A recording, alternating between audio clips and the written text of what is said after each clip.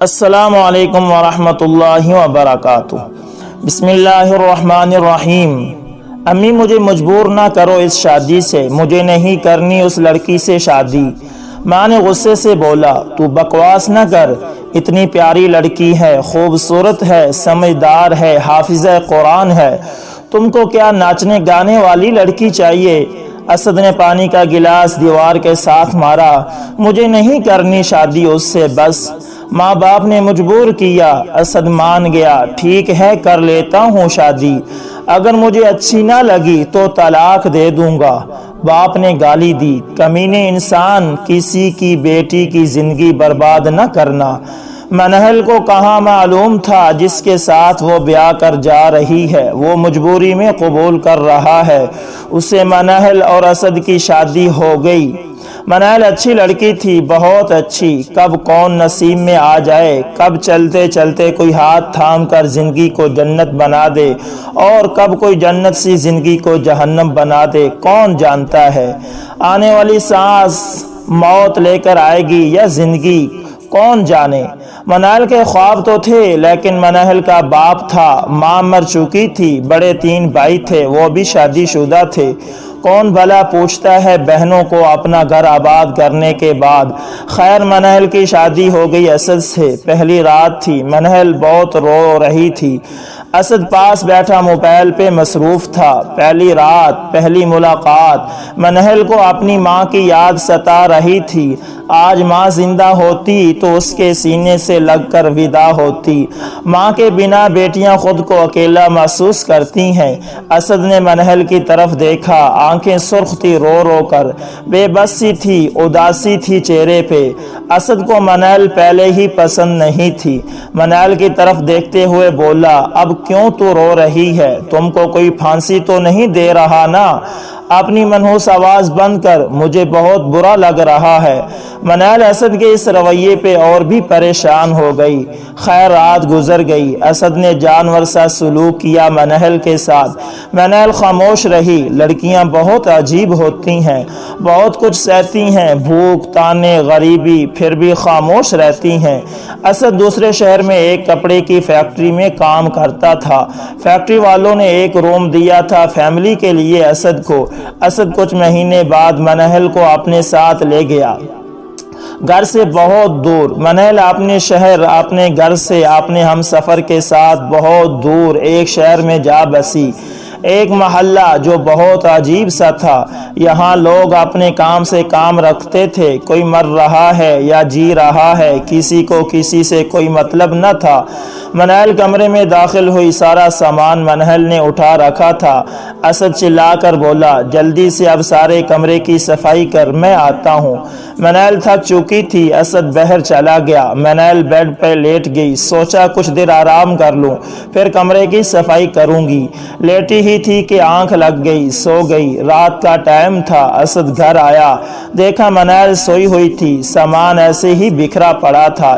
اتنی کمینی عورت ہے، میں کہہ کر بھی گیا تھا کمرے کی صفائی کر، دیکھو جیسے باپ نے نوکر رکھے ہوئے ہیں، کیسے سوئی ہوئی ہے۔ اسد نے گالی دے کر چلانا شروع کر دیا۔ منہل ڈر سی گئی تھی، سہم گئی۔ اسد نے منہل کے منہ پہ تھپڑ دے مارا، میں کہہ کر گیا تھا، سمجھ آتی ہے یا نہیں؟ منہل ایسا سے بولی، میں تھک گئی تھی، آنکھ لگ گئی، بس کر دیتی ہوں صفائی۔ جلدی سے برش پکڑا، صفائی کرنے لگ گئی۔ تھپڑ کا درد منہ پہ نہیں روح پہ ہو رہا تھا۔ صفائی مکمل کی۔ اسد کھانا باہر سے لے کر آیا تھا، خود کھا کر سو گیا۔ جو بچا ہوا تھا تھوڑا سا، وہ کھانا منہل نے کھایا اور بے بسی میں لیٹ گئی۔ صبح بنا بتائے اسد کام پہ چلا گیا۔ منہل سوچ رہی تھی، اسد میرے ساتھ ایسا کیوں کرتا ہے؟ مجھے گالیاں دیتا ہے، مجھے مارتا ہے، ایسی لائف تو نہیں چاہیے تھی نا مجھے۔ کچھ مہینے گزرے، فون آیا، باپ گزر گیا ہے، یعنی مر گیا ہے۔ اسد سے کہا، میرے ابو فوت ہو گئے ہیں، مجھے لے چلو گھر۔ اسد نے منہ بنا کر کہا، جانا ہے تو اکیلی جاؤ، میرے پاس ابھی بالکل بھی پیسے نہیں ہیں، تم نے جانا ہے تو چلی جاؤ۔ اتنا دور کا سفر منہل نہیں کر سکتی تھی، باپ کا آخری دیدار بھی نہ کر سکی۔ بہت روئی تھی، باپ کو یاد کر کے بہت روئی، لیکن کیا کرتی، نصیبوں کی مار بیماری تھی، خاموش تھی، خوبصورت تو بہت تھی لیکن نصیب بہت بدصورت تھے۔ شادی کو 2 سال گزر گئے، ہر روز گالیاں دیتا اسد، ہر روز برا بھلا کہتا تھا۔ ایک دن اسد بہت بھوکا گھر آیا، منہل کو تیز بخار تھا، کھانا اچھا نہ بن سکا، مرچ تیز ہو گئی کھانے میں۔ اسد نے کھانا شروع کیا، اتنی مرچ ڈال دی کھانے میں۔ منہل اپنا درد چھپاتے ہوئے بولی، کھا لے، مجھ سے ایسا ہی بنتا ہے۔ اسد نے بالوں سے پکڑا، کمینی عورت، یہ حرام کے پیسے نہیں ہے۔ اس نے بلا وجہ بہت مارا منہل کو۔ منہل کی رونے کی بہر آوازیں جا رہی تھی۔ ساتھ والے گھر میں ایک لڑکا واصف آیا تھا، وہ پڑھا لکھا سلجھا ہوا انسان تھا۔ اس نے دیکھا ساتھ والے گھر سے رونے کی آوازیں آ رہی ہیں، دروازے پہ دستک دی۔ اسد بڑی بڑی مونچھیں رکھی ہوئی دروازہ کھولا، سامنے واصف کھڑا تھا۔ سر، آپ کے گھر سے کسی لڑکی کے رونے کی آوازیں آ رہی تھی۔ اسد غصے سے بولا، کیوں، تو ٹھیکیدار ہے اس گھر کا؟ جا، چلا جا، دماغ نہ خراب کر۔ واصف کو بہت عجیب لگا اس کا رویہ۔ اسد لیٹ گیا بیڈ پہ، منہل کا جسم چوٹوں سے بھرا ہوا تھا، بخار شدید تھا۔ یا اللہ، کیا گناہ کر دیا میں نے، کیسی غلطی کی میں نے، اور مجھ سے یہ کیسی غلطی ہو گئی۔ اپنی بھابھی کو ایک دن فون کیا، بھابھی، اسد میرے ساتھ بہت برا کرتا ہے، مجھے بہت مارتا ہے، پلیز بھائی سے بات کریں کہ وہ اس کو سمجھائیں۔ بھابھی نے طنز کرتے ہوئے کہا، ارے بہن، اپنے گھر کی پرابلم خود دیکھو، تمہارا بھائی خود بہت پریشان ہے، آج کل مرد مارتے تو ہیں ہی، برداشت کر تو۔ فون بند ہو گیا۔ کہاں جائے، باپ مر گیا، ماں ہے نہیں، کوئی اللہ کے سوا مددگار بھی نہیں ہے۔ اسد کا روز کا معمول بن گیا تھا، ہر روز کسی نہ کسی بہانے اسد منہل کو مارتا۔ منہل کی عادت بن گئی تھی اب مار کھانا، وہ موت مانگ رہی تھی، مرنا چاہتی تھی۔ ایک دن منہل بے ہوش سی پڑی تھی گھر میں، بھوکی تھی، کھانا نہیں کھایا تھا۔ دروازے پہ دستک ہوئی، لنگڑاتی ہوئی گئی، دروازہ کھولا۔ سامنے خوبصورت سا لڑکا واصف تھا، مسکرا کر کہنے لگا، کیا میں اندر آ سکتا ہوں؟ منہل نے کچھ بھی نہیں کہا، منہل اندر چلی گئی۔ واصف بھی اس کے پیچھے پیچھے اس کے کمرے میں داخل ہوا۔ دیکھا منہل کا بہت برا حال تھا، اس کی آنکھوں میں درد تھا، وہ چیخ چیخ کر جیسے کہہ رہی ہو، مجھے بچا لو اس جہنم سے۔ منہل پیاری سی لڑکی تھی اور اسد ایک دیسی ٹائپ جہل سا۔ کیوں مارتا ہے آپ کو یہ بندہ؟ آپ پولیس کو کیوں نہیں کال کر دیتے؟ کیوں آپ ظلم سہتی ہو؟ واصف نے سوال کیا۔ منہل روتے ہوئے بولی، آپ کون ہیں؟ واصف نے اپنا تعارف کروایا، میں وکیل ہوں، میرا نام واصف ہے، میں بھی یہی ساتھ والے گھر میں آیا ہوں کرائے پہ۔ منہل روتے ہوئے بولی، کس کے پاس جاؤں، کہاں جاؤں، کیا کہوں؟ میرا کوئی ہے نہیں، نہ ماں ہے نہ باپ ہے، بھائی پوچھتے نہیں، اس نے چھوڑ دیا تو طلاق کا داغ لے کر کہاں جاؤں گی؟ واصف سمجھ رہا تھا منہل کی مجبوری۔ واصف نے منہل کی آنکھوں میں دیکھا، اچھا آپ پریشان نہ ہوں، میں نکال لوں گا بہت جلد تم کو اس جہنم سے۔ یہ کہہ کر واصف چلا گیا۔ رات کو اسد آیا، آج تو اسد شراب پی کر آیا تھا، وہی روٹین میں گالیاں دی، کھانا کھایا اور کہنے لگا، چل میری ٹانگیں دبا۔ ساری رات دباتی رہی اسد کو۔ اسد صبح اٹھا، میرے کپڑے پریس کیے ہیں یا نہیں؟ منہل جلدی سے بولی، بس ناشتہ تیار کر لوں پھر کر دیتی ہوں۔ اسد نے گردن سے پکڑا منہل کو، سانس بند کر دی۔ منہل، کاش تو مر جاتی تو میری لائف اچھی ہو جاتی۔ مشکل سے منہل نے گردن چھڑائی اسد سے۔ اسد تیار ہوا، کام پہ چلا گیا۔ منہل دروازے پہ دیکھ رہی تھی، وہ جیسے انتظار کر رہی تھی واصف کا۔ دستک ہوئی، منہل دوڑتے ہوئے دروازے کی طرف گئی۔ واصف ہاتھ میں ایک شاپر پکڑا گھر میں داخل ہوا۔ منہل، جاؤ شاور لے کر آؤ۔ منہل نے پوچھا، لیکن کیوں؟ واصف پیار سے بولا، کہنے لگا، ارے جاؤ تو۔ منہل نہا کر آئی، گیلے بال، بہت پیاری لگ رہی تھی۔ واصف نے شاپر سے بریانی کا ڈبہ نکالا، بہت بھوک لگی ہوئی ہے، جلدی سے کھاتے ہیں۔ منال کھانے لگی، اتنے مزے کی بریانی ہوٹل سے لے کر آئے ہو؟ واصف مسکرانے لگا، جی نہیں، خود بنائی میں نے۔ آپ کیا سمجھتی ہیں وکیل کو کھانا بنانا نہیں آتا؟ منال بہت خوش تھی، بہت زیادہ۔ واصف کے روپ میں اس کو زندگی نظر آنے لگی۔ واصف بہت سی باتیں کرتا منال سے، منال واصف کو یاد کرتے ہوئے اسد کے سب ظلم سہ جاتی۔ دوسرے دن واصف آیا، منال ایک بات کہوں؟ منال نے پیار سے کہا، ہاں واصف بولیے۔ مجھ سے شادی کرو گی؟ منال کی آنکھوں میں آنسو آ گئے۔ واصف نہ کھیلو مجھ سے، میں پہلے ہی بہت درد میں ہوں۔ اگر میرا جسم چاہیے تو آ جاؤ، جو کرنا ہے کر لو، لیکن مجھ سے کھیلنا نہ۔ واصف نے منال کے چہروں کو اپنے ہاتھوں میں لیا۔ منال، واصف غیرت مند مرد تھا، ایسا کبھی نہ سوچنا۔ واصف کھیلنے نہیں آیا۔ اچھا سنو، میں کچھ دن کے لیے واپس گاؤں جا رہا ہوں، اپنا خیال رکھنا، آؤں گا تو تم کو چھڑا لوں گا اس انسان سے۔ منال کا دل بیٹھ سا گیا، واصف نہ جاؤ چھوڑ کر۔ واصف نے ہاتھ اپنے ہاتھ میں لیا، ارے یقین کرو کچھ نہیں ہوگا، 5-6 دن میں آ جاؤں گا، بس تم اپنا خیال رکھنا۔ منال کی آنکھوں سے آنسو جاری تھے، واصف کو دروازے میں کھڑی ہو کر جاتے ہوئے دیکھ رہی تھی۔ دیکھتے دیکھتے آنکھوں سے اوجھل ہو گیا واصف۔ رات ہوئی، اسد گھر آیا، کھانا کھایا۔ منال خاموش تھی۔ اسد نے گالی دی، چپ کیوں ہے؟ کون مر گیا تیرا؟ کمینی، میری زندگی جہنم بنا رکھی ہے تو نے، چل مجھے دبا۔ منال خاموش رہی۔ واصف کے جانے کا دکھ تھا اسے، وہ خیالوں میں گم تھی۔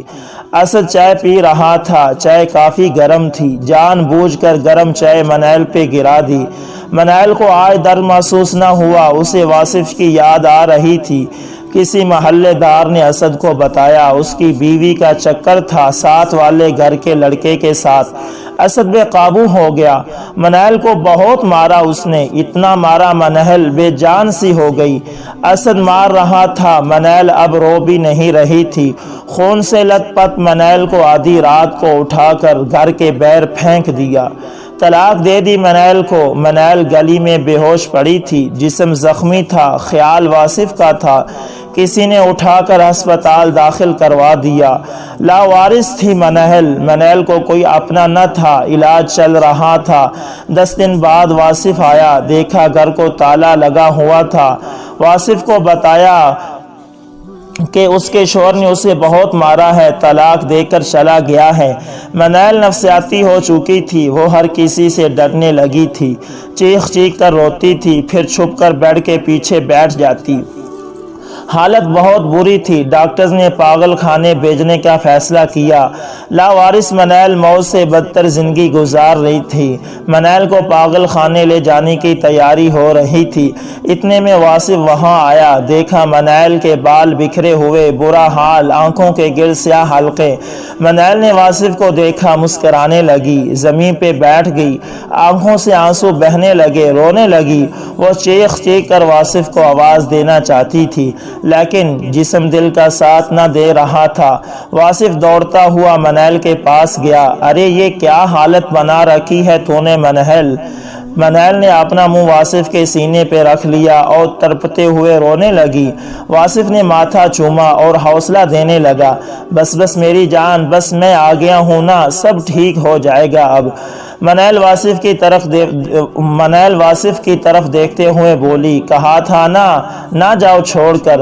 واصف نے سر پہ ہاتھ پھیرا اور کہا، بس بس میری جان، اور پھر منال کو اپنے گھر لے گیا۔ نکاح کر لیا منال سے، بہت خیال رکھا منال کا، خود کھانا بنا کر دیتا، بال سنوارتا، پارلر لے کر جاتا، چھوٹی چھوٹی خوشیاں منال کے قدموں پہ لا کر رکھتا۔ منال زندگی کی طرف دوبارہ لوٹ آئی تھی۔ منال حافظہ بھی تھی، قرآن کی تلاوت کرتی، نماز ادا کرتی، اللہ کا شکر ادا کرتی، بہت خوش تھی۔ منال دیکھو تمہارے لیے کیا لے کر آیا ہوں۔ منال نے گفٹ کھولا، نئے گھر کی چابی تھی، اچھا ہم سفر، بڑا گھر، گاڑی، سب کچھ تھا اب منال کے پاس۔ منال کو اللہ نے 3 بیٹے عطا کیے، بہت خوش تھی اب۔ اسد کے کیے ہوئے ظلم بھول گئی تھی۔ اسد ہارٹ اٹیک سے مر چکا تھا، کوئی قبر پہ جا کر دعا کرنے والا بھی نہ تھا اس کے لیے۔ یوں ایک ظلم کی داستان ختم ہوئی۔ دوستو اگر یہ ویڈیو آپ کو اچھی لگے تو ویڈیو کے اندر آپ اپنی رائے کا اظہار لازمی کریں، آپ کمنٹ کے اندر اپنی رائے لازمی لکھیں، آپ اسد کے بارے میں اور واصف کے بارے میں اور منہل کے بارے میں لازمی لکھیں۔ دوستو کیا کہوں، یہ ہر گھر کی ایک دکھ بھری داستان ہے،